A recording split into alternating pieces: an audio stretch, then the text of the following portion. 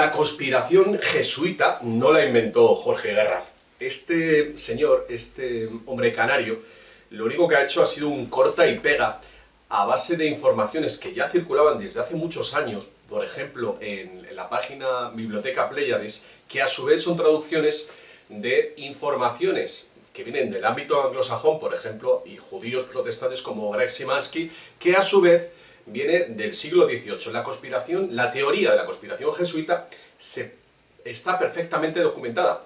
Nace a mediados del siglo XVIII, sus autores, según lo que se ha dicho, está comúnmente aceptado, aunque el primero de ellos se desdijo después de todo lo que había contado, fueron Voltaire, Pascal y Michelet, tres enciclopedistas franceses, masones, y todo tiene que ver con la conspiración para acabar con el Imperio Español, que ya sabéis, del siglo XIX y todas las revoluciones masónicas / liberales.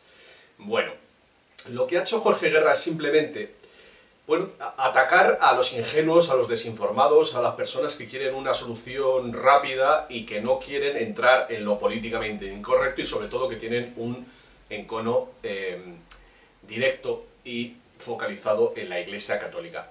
Lo que voy a contar a continuación no exime de la culpa que tienen los jesuitas en algunas de sus políticas del siglo XX, por ejemplo, haber estado cerca de la teología de liberación que ha llevado al terrorismo en Colombia, grupos como el ELN, que ha estado cerca de ETA, por supuesto.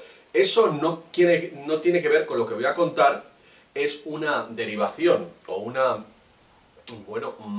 una corrupción de los ideales con los que se funda esta orden. Tampoco voy a decir que el Vaticano es inocente de gran parte de lo que sucede en el planeta. Lo que sí que quiero destacar y que tengáis bien claro es que una cosa es una organización que tiene un objetivo benéfico y otra la infiltración que se ha producido y quedaría para bastante, y no lo voy a hacer en este vídeo, a lo largo de las fechas. Es muy importante porque si no se entiende la historia, y el principal problema que tiene este señor Jorge Guerra es que ha cogido cosas inconexas, las ha juntado, las ha descontextualizado, es decir, que no las ha explicado en el contexto de lo que estaba sucediendo, ha invertido la lógica de la causa a la consecuencia, lo vais a ver ahora simplemente con este dato.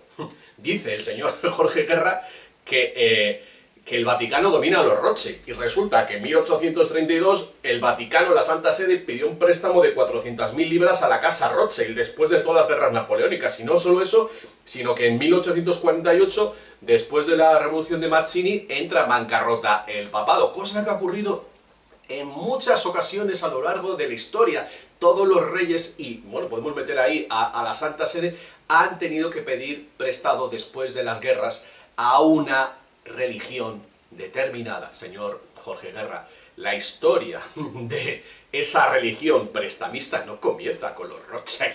Esto viene del Deuteronomio de hace muchos milenios. Y esa es la razón, señor Jorge Guerra, pese a que usted no lo diga, de que los seguidores de esa religión que se reúnen en una sinagoga han sido expulsados decenas de veces, no sé si son 50, de diversos países europeos a lo largo de los siglos XII, XIII, XIV y XV. Qué casualidad que ya cuando llega Lutero y la Reforma Protestante ya no se les vuelve a expulsar a los judíos.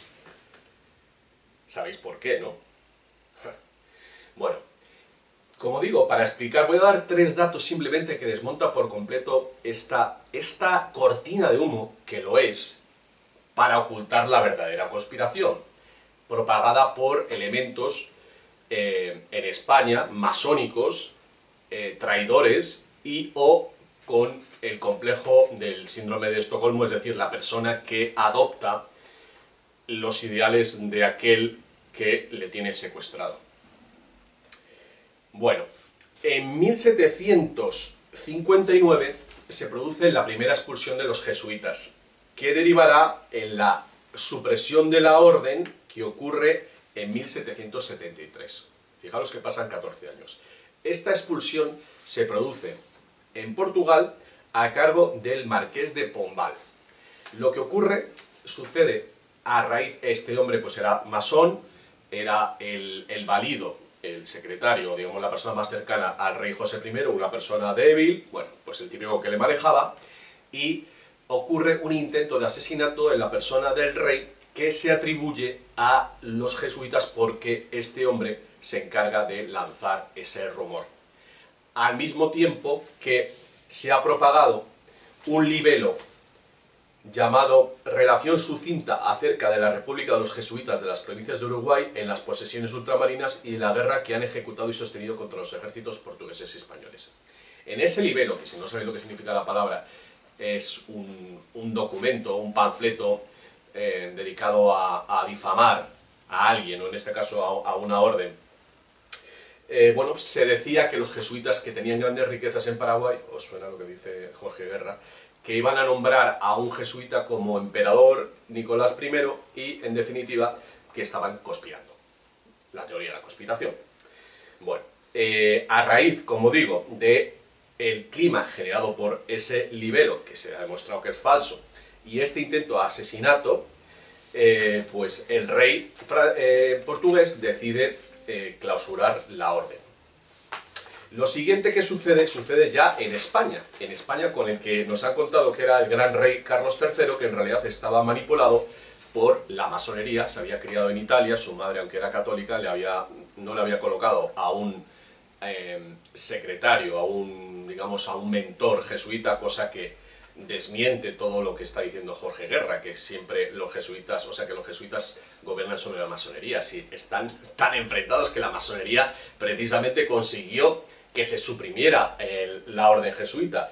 Y lo que ocurre fue que se falsificó un prescripto pontificio en el que se aprobaba la petición real de autorización para proceder al castigo de pena de muerte a los responsables del regicidio del intento de asesinato del rey portugués. Se supo que ese documento había sido falsificado porque no pertenecía a la fecha tal. Luego hubo unas cartas escritas, supuestamente escritas por el general de la orden jesuita, padre Lorenzo Ricci, a prohibición de Madrid, que supuestamente fueron interceptadas y que, bueno, pues pretendía dar un golpe de estado contra el rey y hablaba de las riquezas de la compañía. Otra carta que se ha demostrado que es falsa, y ahora contaré quién fue. Todo esto viene en el libro Masonería de Jacques Imbord, escrito en realidad por Francisco Franco. Y bueno, pues la persona que en el lecho de muerte reconoció haber hecho esta carta, el escrito, el libelo contra los jesuitas, e incluso el motín de Esquilache, tan famoso y que nos han contado que era, bueno, pues por un impuesto y por un sombrero y tal, todo ello fue generado por el duque de Alba, no confundir con el de los tercios de Flandes, el duque de Alba de esa época, que junto con el conde de Aranda, el de Campomanes, Azara, el ministro de Estado de Ricardo Guol y el masón francés duque de Choiseul, que todos ellos masones, y que coordinando a los Borbones, que estaban en ese momento en Francia, en España y en Nápoles, pues lo que pretendieron era, bueno, perjudicar a la Iglesia Católica y, bueno, pues la manera en la cual, y por supuesto, alumbrar la Ilustración. El único tapón que había para esa revolución que acabaría con el derecho natural eran los jesuitas. Y por ello crearon toda esa conspiración que acaba con la orden jesuita, simplemente 15 años antes de el comienzo, el estallido de la Revolución Francesa. Consecuencia, o sea, todas las tonterías que está diciendo Jorge Guerra es que no tienen ni pies ni cabeza. O sea, acaba la orden jesuita, comienza las revoluciones masónicas. ¿Por qué? Porque la orden jesuita tenía un servicio de inteligencia tan extendido como la orden de la masonería y era el último tapón que tenían. Por eso, bueno, pues los reyes habían apoyado, los reyes católicos habían apoyado en los jesuitas. Esto, como digo, no se lo inventa Jorge Guerra. Jorge Guerra es simplemente el último tonto útil, utilizado por la masonería y por la sinagoga, que es quien gobierna la masonería, evidentemente, y que ha estado generando conspiraciones constantemente. Hay que revisar la historia del siglo XVI, por ejemplo, y prácticamente la creación de todas estas sectas protestantes que lo único que han querido era perjudicar a la unidad de la cristiandad. Y eso sabemos quién se beneficia de ello.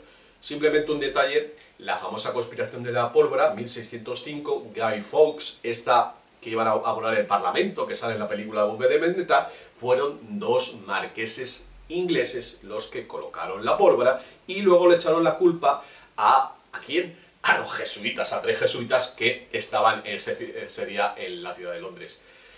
Mira, simplemente es que, vamos, no quiero ensañarme con este hombre. Simplemente lo que hay que hacer es leer, pero no leer una página web. Hay que leerse libros que incluso algunos pues no concuerdan con lo que uno piensa, pero hay que contextualizar los hechos y desde luego no decir majaderías, como está diciendo este hombre, que el Vaticano tiene el poder sobre los Rothschild. O sea, sería la primera vez en que el deudor tiene poder sobre el acreedor. Perdonadme, pero si tú le debes al banco, el banco es el que te gobierna a ti, no tú a él. O vamos a darle la vuelta a la lógica.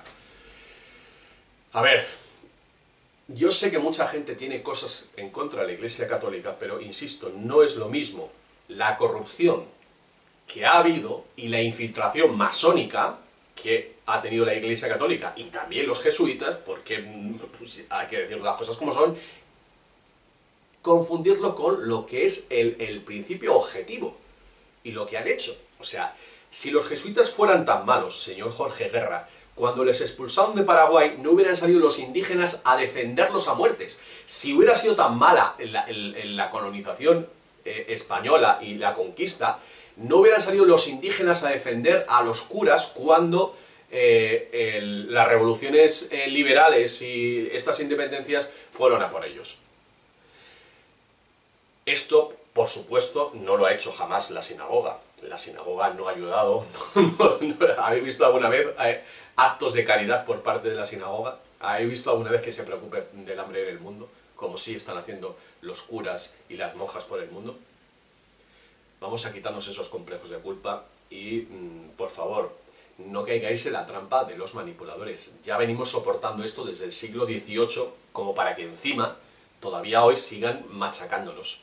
Aquí hay un culpable que es la usura. La usura nos tiene a todos endeudados y no es la Iglesia Católica la que valora la usura como un bien, como un privilegio para un solo pueblo. Eso está en el Deuteronomio y se lo dio Yahvé al pueblo judío. La Iglesia Católica, hasta no hace mucho, condenaba la usura, y ahí está Juan Mariana y la escuela de abogados de Salamanca, que, bueno, pues ha considerado la usura como el peor de los pecados. Otra cosa es ya lo que, evidentemente, si tú estás endeudado, como le ha pasado al Vaticano con los Rothschild, pues al final tienes que acomodarte a lo que el otro te dice, y eso es el puñetero problema. Bueno, hay mucho que investigar en el Renacimiento, en la Edad Media, y yo lo que os digo es, primero, acordaos, si quieres saber quién gobierna, mira a ver a quién no se puede criticar, y segundo, hay que revisar, ahora hay una película sobre María Estuardo, no en base a lo que nos está contando la propaganda anglosajona, evidentemente, porque si os fijáis siempre va contra la Iglesia Católica, la película La Misión. O sea, atender a esa propaganda es caer en la trampa del síndrome de Estocolmo. Los hechos son los que son. Ojo, la historia es la que es. Otra cosa es la interpretación de los hechos, sobre quiénes son los buenos y los malos. Donde están las mentiras son cuando hay conspiraciones para echarle la culpa a alguien. Pero los hechos son los que son. Lo único que hay que hacer es contextualizarlo cronológicamente y en base a lo que ha sucedido, que es lo que he hecho yo con el sentido de la historia y con el nuevo libro que estoy preparando. Bueno, espero que os haya servido. Os recomiendo mucho el libro de Franco, Joachim Borg, sobre la masonería. Está lleno de gotas de, vamos, delicatessen.